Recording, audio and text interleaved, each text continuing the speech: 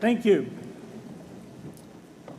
President Bach, former President Rudenstein, incoming President Faust, members of the Harvard Corporation and the Board of Overseers, members of the faculty, parents, and especially the graduates. I've been waiting more than 30 years to say this. Dad, I always told you I'd come back and get my degree.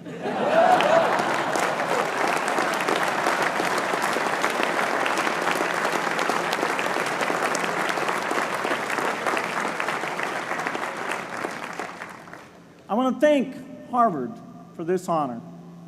I'll be changing my job next year, and it will be nice to finally have a college degree on my resume.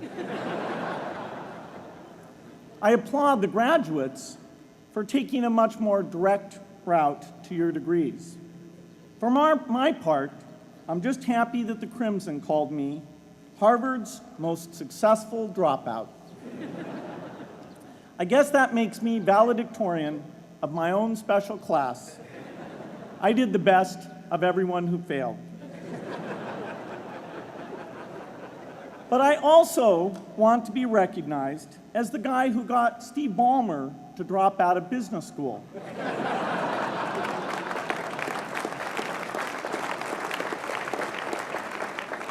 I'm a bad influence.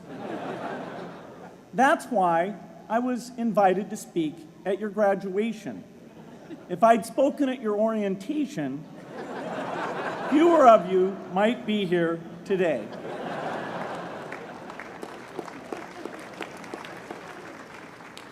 Harvard was a phenomenal experience for me. Academic life was fascinating. I used to sit in on lots of classes that I hadn't even signed up for. And dorm life was terrific. I lived up at Radcliffe in Currier House. There were always a lot of people in my dorm room late at night discussing things because everyone knew that I didn't worry about getting up in the morning. That's how I came to be the leader of the antisocial group. We clung to each other as a way of validating our rejection of all those social people. Radcliffe was a great place to live. There were more women up there, and most of the guys were math science types. The combination offered me the best odds, if you know what I mean. That's where I learned the sad lesson that improving your odds doesn't guarantee success. One of my biggest memories of Harvard came in January 1975, when I made a call from Currier House to a company in Albuquerque, New Mexico, that had begun making the world's first personal computer. I offered to sell them software.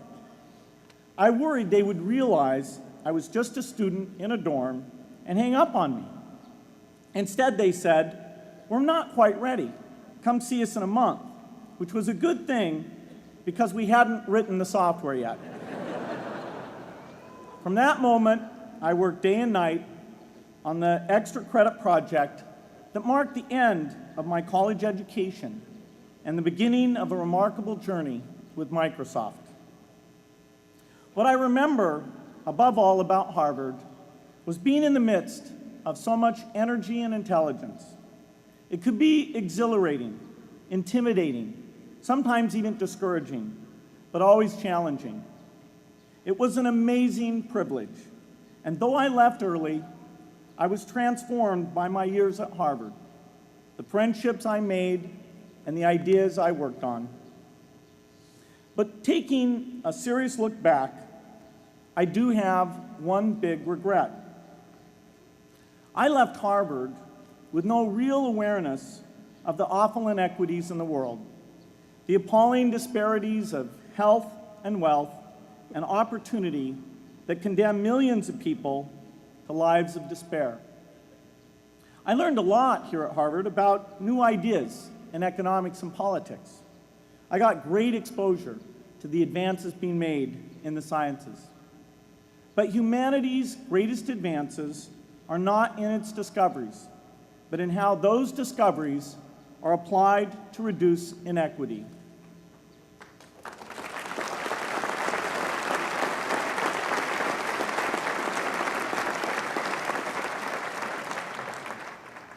Whether through democracy, strong public education, quality health care, or broad economic opportunity, reducing inequity is the highest human achievement.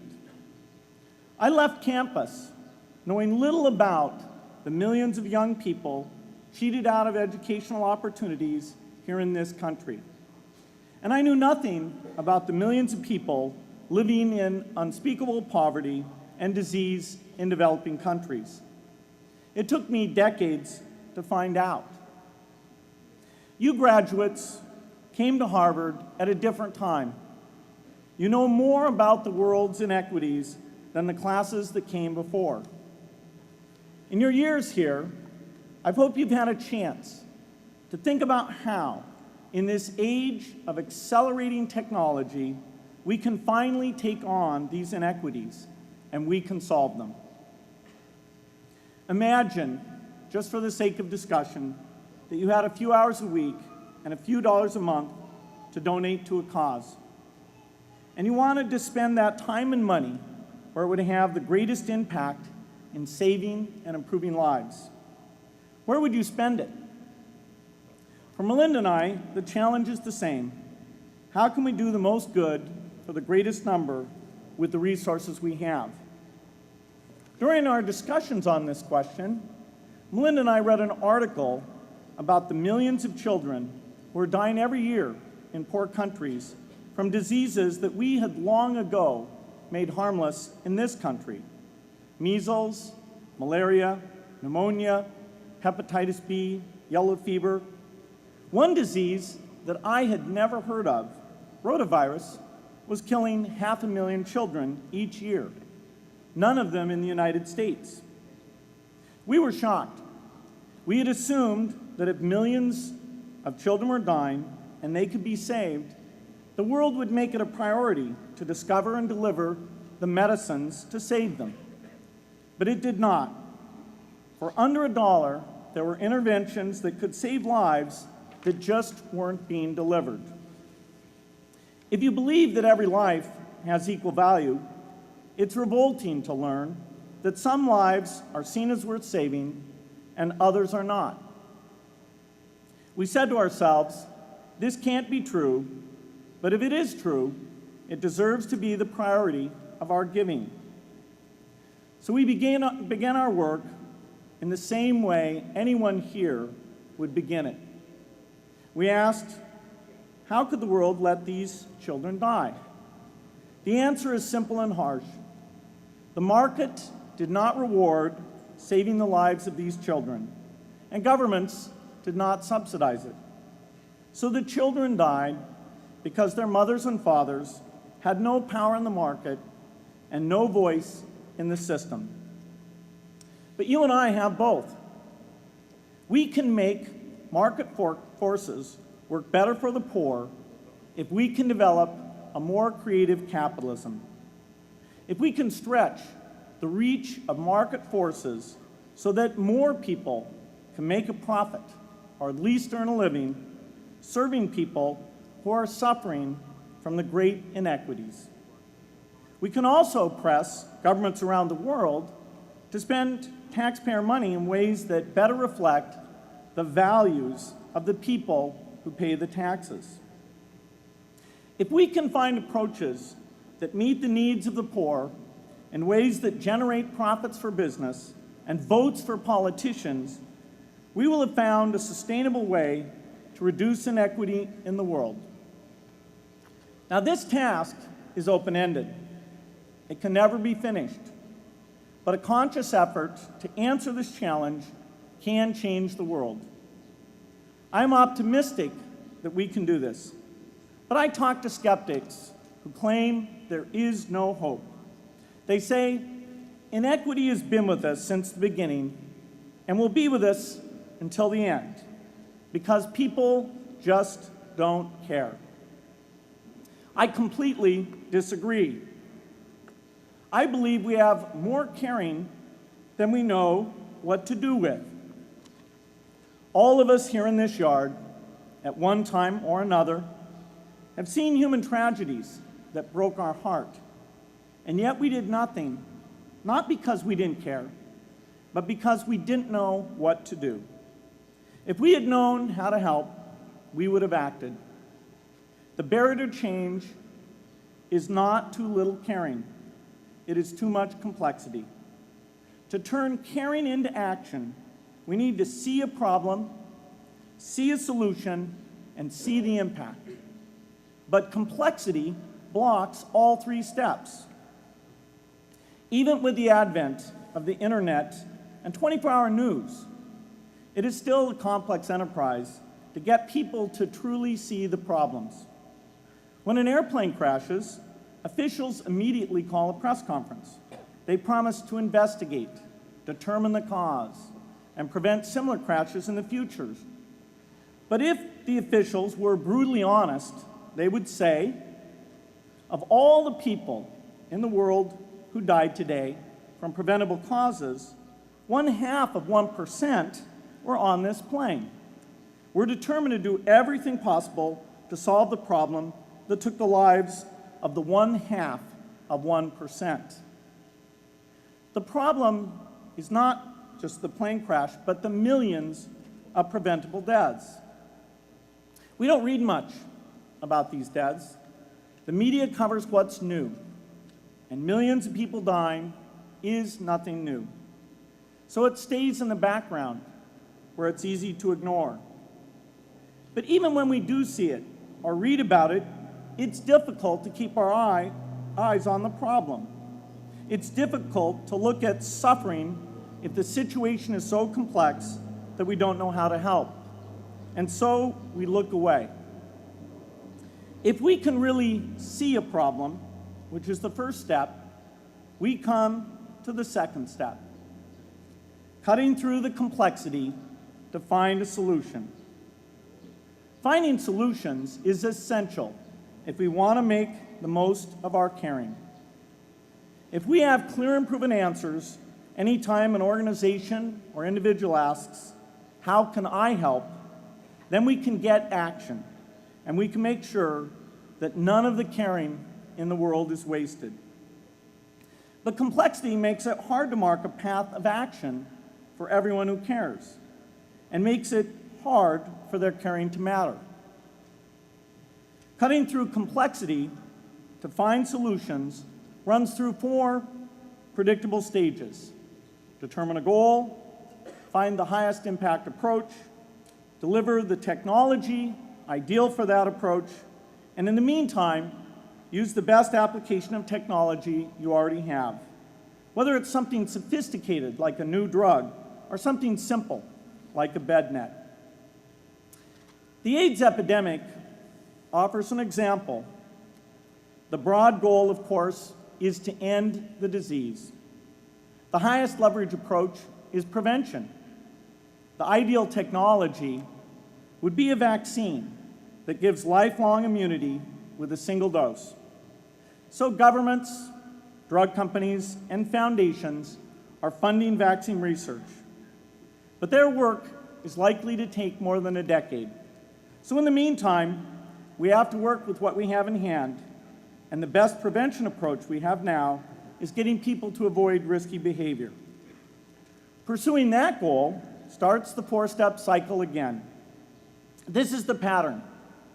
The crucial thing is to never stop thinking and working, and never do what we did with malaria and tuberculosis in the 20th century, which is to surrender to complexity and quit. The final step, after seeing the problem and finding an approach, is to measure the impact of the work and to share that, success or failure, so that others can learn from the efforts. You have to have the statistics, of course. You have to be able to show, for example, that a program is vaccinating millions more children. You have to be able to show, for example, a decline in the number of children dying from the diseases. This is essential not just to improve the program, but also to help draw more investment from business and government. But if you want to inspire people to participate, you have to show more than numbers. You have to convey the human impact of the work so people can feel what saving a life means to the families affected. I remember going to the World Economic Forum some years back and sitting on a global health panel that was discussing ways to save millions of lives. Millions. Think of the thrill if you could save just one person's life, then multiply that by millions. Yet, this was the most boring panel I've ever been on. Ever. So boring, even I couldn't stand it. What made that experience especially striking was that I had just come from an event where we were introducing version 13 of some piece of software, and we had people jumping and shouting with excitement.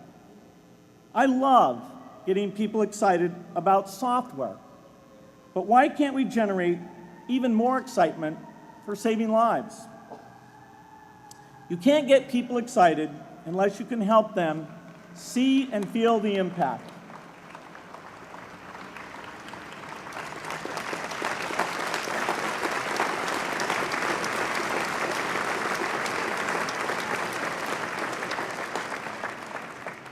The way to do that is another complex question. Still, I'm optimistic. Yes, inequity has been with us forever, but the new tools we have to cut through complexity have not been with us forever. They are new. They can help us make the most of our caring, and that's why the future can be different from the past. The defining and ongoing innovations of this age, biotechnology, the personal computer, and the internet, give us a chance we've never had before to end extreme poverty and end death from preventable disease. 60 years ago, George Marshall came to this commencement, and he announced a plan to assist the nations of post-war Europe. He said, I quote, "I think one difficulty is that the problem is one of such enormous complexity that the very massive facts presented to the public by press and radio make it exceedingly difficult for the man in the street to reach a clear appraisement of the situation. It is virtually impossible at this distance to grasp at all the real significance of the situation." 30 years after Marshall made his address, which was 30 years ago, as my class graduated without me, technology was emerging that would make the world smaller, more open, more visible, less distant. The emergence of low-cost personal computers gave rise to a powerful network that has transformed opportunities for learning and communicating. The magical thing about this network is not just that it collapses distance and makes everyone your neighbor. It also dramatically increases the number of brilliant minds we can bring in to work together on the same problem, and it scales up the rate of potential innovation to a staggering degree. At the same time, for every person who has access to this technology, 5 people don't. That means many creative minds are left out of this discussion. Smart people with practical intelligence and relevant experience who don't have the technology to hone their talents or contribute their ideas to the world. We need as many people as possible to gain access to this technology because these advances are triggering a revolution in what human beings can do for one another. They are making it possible, not just for national governments, but for universities, corporations, small organizations, and even individuals to see problems, see approaches, and measure the impact of their efforts to address the hunger, poverty, and desperation George Marshall spoke of 60 years ago. Members of the Harvard family, here in the yard is one of the great collections of intellectual talent in the world. For what purpose? There is no question that the faculty, the alumni, the students, and the benefactors of Harvard have used their power to improve the lives of people here and around the world. But can we do more? Can Harvard dedicate its intellect to improving the lives of people who will never even hear its name? Let me make a request of the deans and the professors, the intellectual leaders here at Harvard. As you hire new faculty, award tenure, review curriculum, and determine degree requirements, please ask yourself, should our best minds be more dedicated to solving our biggest problems? Should Harvard encourage its faculty to take on the world's worst inequities?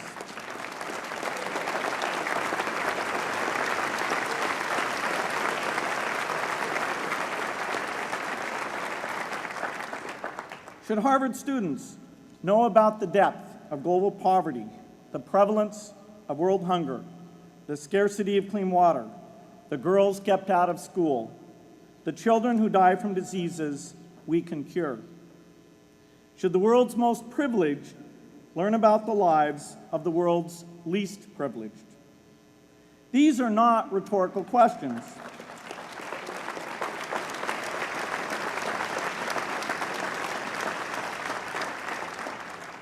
You will answer with your policies. My mother, who was filled with pride the day I was admitted here, never stopped pressing me to do more for others. A few days before I was married, she hosted a bridal event at which she read aloud a letter about marriage that she had written to Melinda.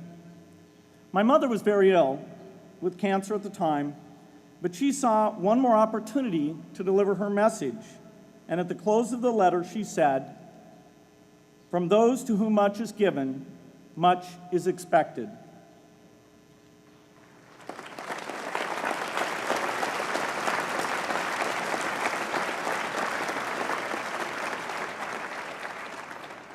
When you consider what those of us here in this yard have been given in talent, privilege, and opportunity, there is almost no limit to what the world has a right to expect from us.